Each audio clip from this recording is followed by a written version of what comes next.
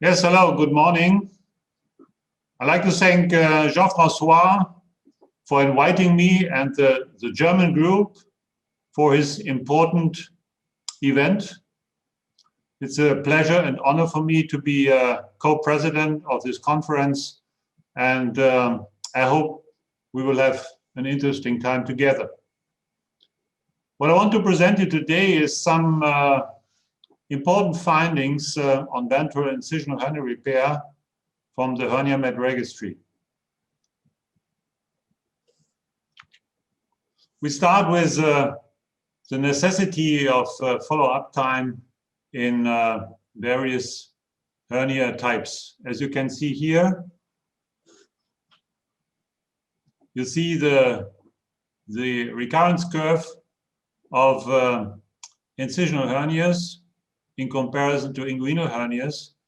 And what you can nicely see here is we need a minimum of 10 years of follow-up before we can really find the recurrence rate after incisional hernia repair. After inguinal hernia repair, it's even longer, it's nearly 40 to 50 years. So what you can learn about that is we need long time to follow up our patients before we can be absolutely sure how the outcome of our patients is. Another important aspect is, and the same has been published by the French registry, that pooling of data of ventral and incisional hernia repair is critical. Why is it so? As you can see here is operation procedures and outcome are highly significant different between ventral hernias and incisional hernias. So pooling of data from ventral and incisional hernia repair means to put apples and oranges in a box, mix it, and something comes out, but this is not the truth.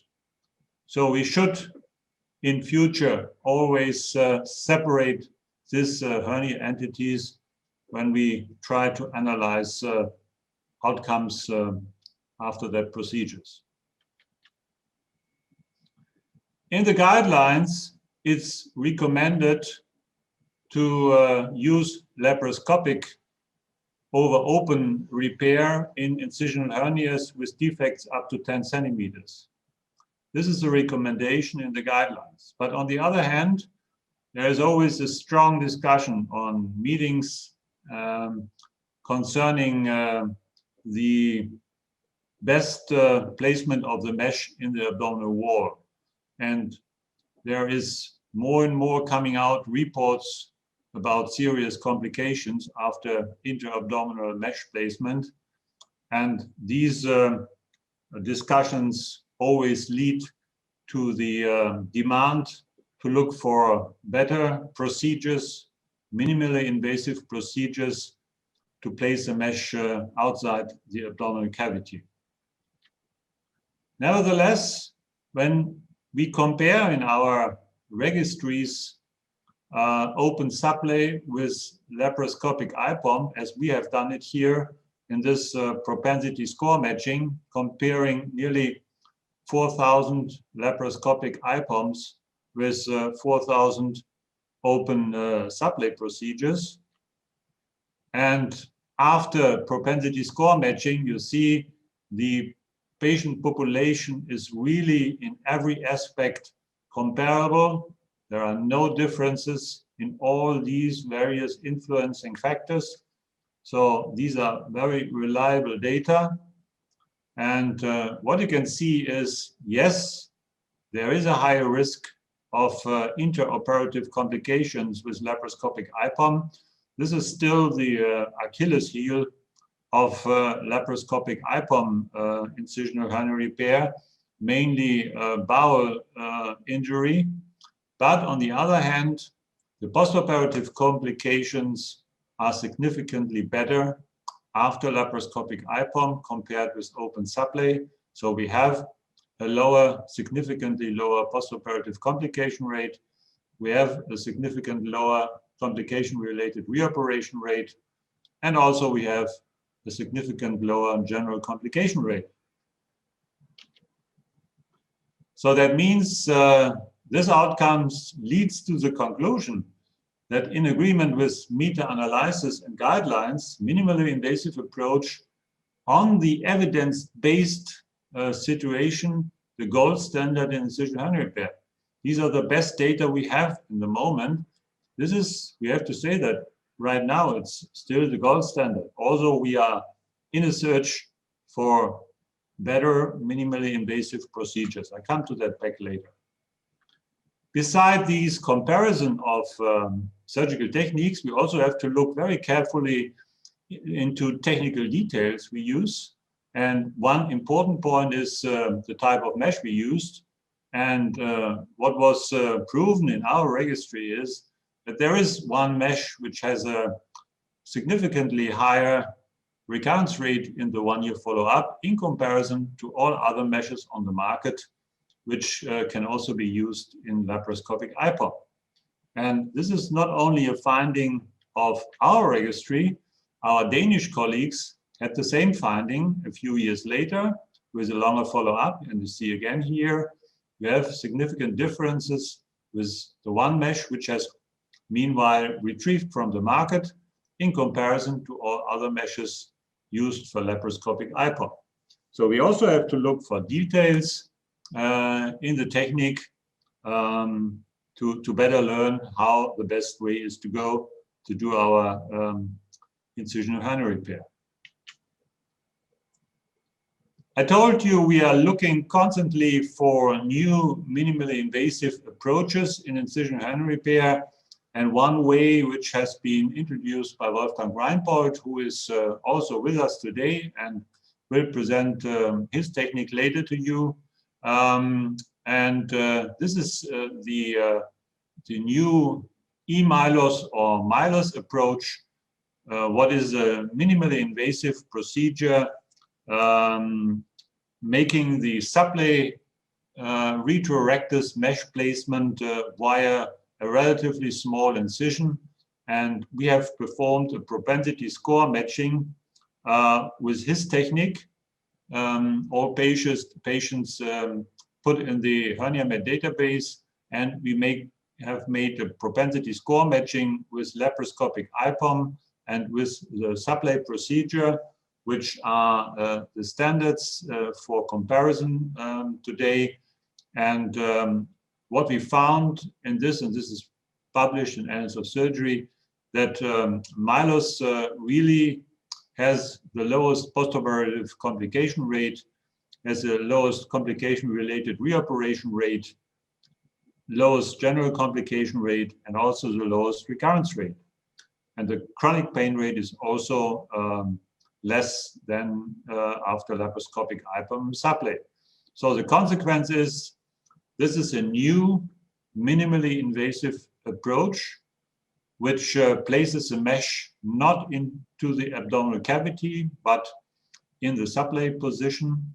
And with this technique, you can get better results as with laparoscopic IPOM and with standard open sublay procedure.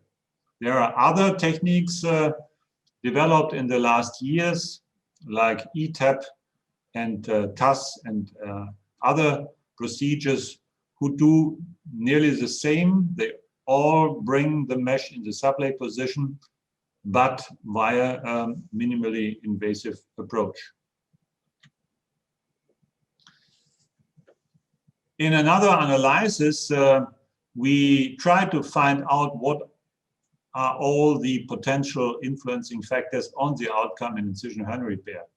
And as you can see here, when you not only look for the statistical significance, but also to the odds ratios and consistent results in different testings, then you find out which are the most important influencing factors on the outcome. And as you can see here on the early outcome, so means outcome 30 days after the procedure, you see the width of the hernia defect is one of the most important influencing factors on the outcome, because a defect larger than 10 centimeters leads to more intraoperative complications, postoperative complications, complication-related reoperations, and general complication. This is the reason why large defects in widths more than 10 centimeters are today classified as complex incisional hernias. Another aspect is female gender. We didn't know that before, but you see here there's a very negative influence on the chronic pain rates after the operations in 1-year follow-up. You see that there is a highly negative influence of the gender to the disadvantage of the female gender on the chronic pain rates after incisional hernia repair. And another influencing factor is the preoperative pain. If a patient has preoperative pain from his incisional hernia, he has a higher risk of getting also a postoperative pain after incisional hernia repair. There are multiple others potential influencing factors, but these are the most important ones which we have to consider in all our decisions in incisional hernia repair. What is sometimes very interesting is also to see trends in the development of procedures and techniques. And we are now on the way since 10 years with our registry. And after the 10 years, we want to know what has changed over the time. You see here the numbers included in our registry over the last 10 years. You see in the beginning, the number was not very high. So we started to analyze in 2013 with quite a good number of yearly cases in our database, and compared it with 2019, where we have more than 10,000 cases a year. This was the basis for our analysis. Totally, we saw open sublay repair in this whole series in 37%, laparoscopic IPOM in 27%, open IPOM in 12%. You see, still there is laparoscopic IPOM in 27% all over the 10 years. But in the further analysis, we looked more in details and compared the years with each other. And what is surprising on the first view is, you see here, the number of small defects increased from 34% to 39%. These are defects smaller than 4 centimeters. Why is it so?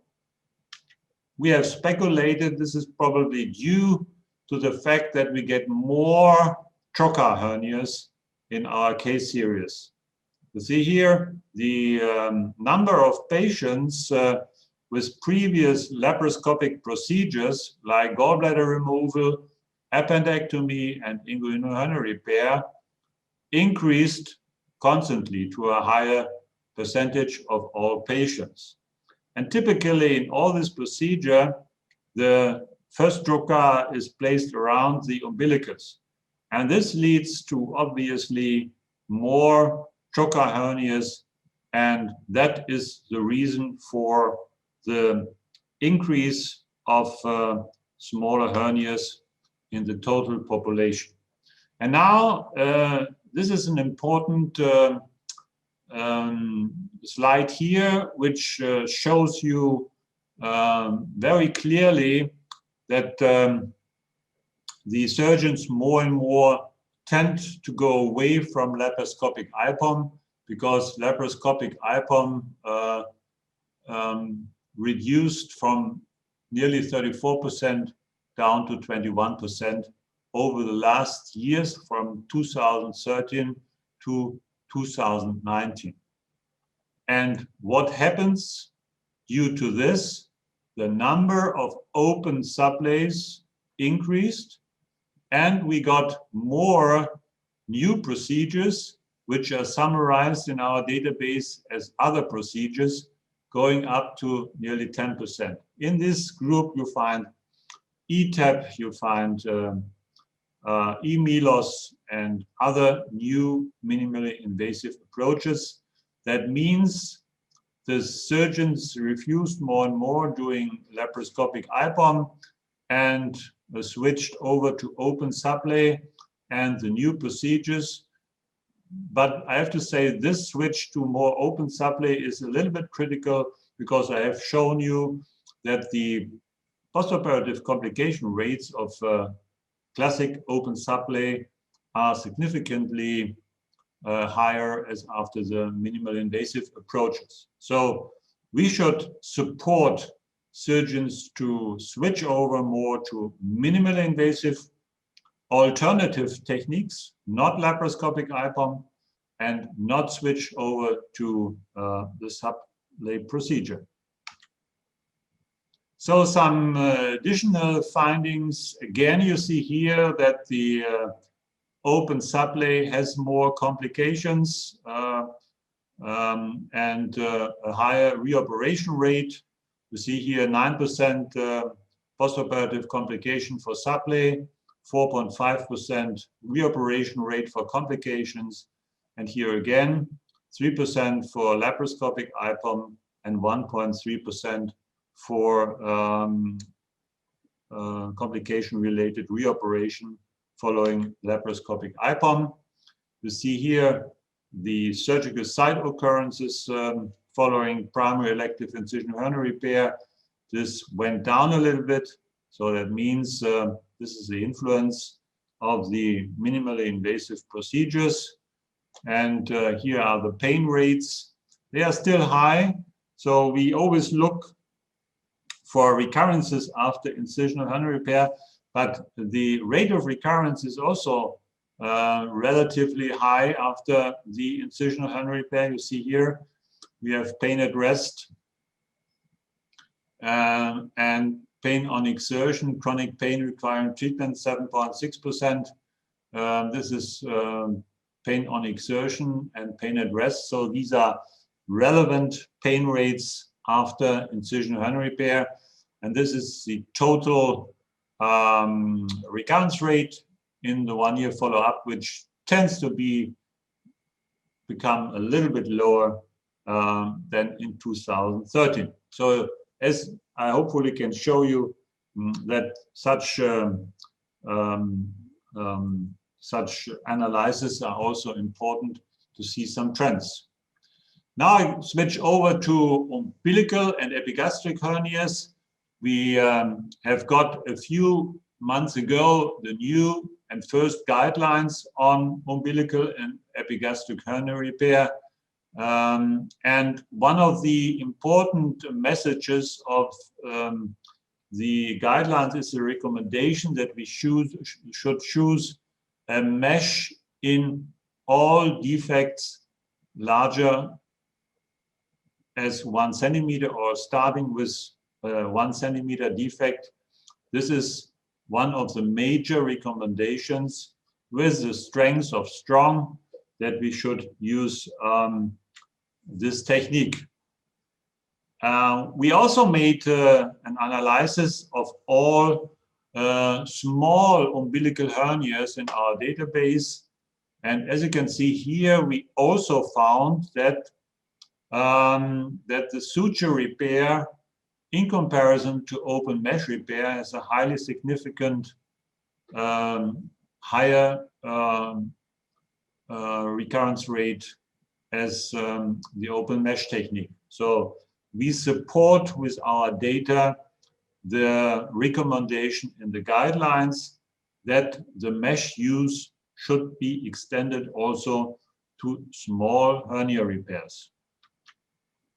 But how is the reality? We did the same analysis of our patient population over the years. And as you can see here, in Germany, Austria, Switzerland, which countries participated in our hernia med registry, the percentage of suture repair of small umbilical hernias, so that means less than 2 centimeters, is 75%. So that means the majority of small umbilical hernias is still treated by suture repair in our countries. And this is far away from which is recommended in the guidelines. And we will see over the next years if the guidelines have any influence on the choice of the procedure, and that the surgeons use in future more meshes as they do it now. And we also looked for influencing factors on the outcome in small umbilical hernia repairs in a large patient population. And what you can see here is laparoscopic IPOM versus suture, and laparoscopic IPOM versus open mesh has a very negative influence on the pain rate. So obviously, laparoscopic IPOM in small umbilical hernia repair leads to a very high pain rate after the procedure, and therefore it needs to be critically viewed when to indicate laparoscopic IPOM in small umbilical hernias. Again, female gender is a very negative influencing factor on the outcome. Again, female gender has a much higher chronic pain rate after the procedure, and also preoperative pain is a risk factor for postoperative chronic pain, and also postoperative complication do negatively influence the chronic pain rates after umbilical hernia repair. When you look to the recurrence rate in 1 year follow-up, then you see open suture has a negative influence in comparison to open mesh. Female gender has also a negative influence on the recurrence rate. I think this is due to a higher rate of rectal diastasis in female patients, which lead to a higher recurrence rate in the 1 year follow-up. This is my last slide. I hope I could show you how important registry data are. I'm always very happy to see the excellent papers coming out of the French registry, which now also has a high number of cases in the registry. And when we compare our outcome data of HerniaMed registry with the French registry, that we always see comparable results. And this is a very strong support that all our data are reliable. And now my paper is open for discussion. Thank you very much.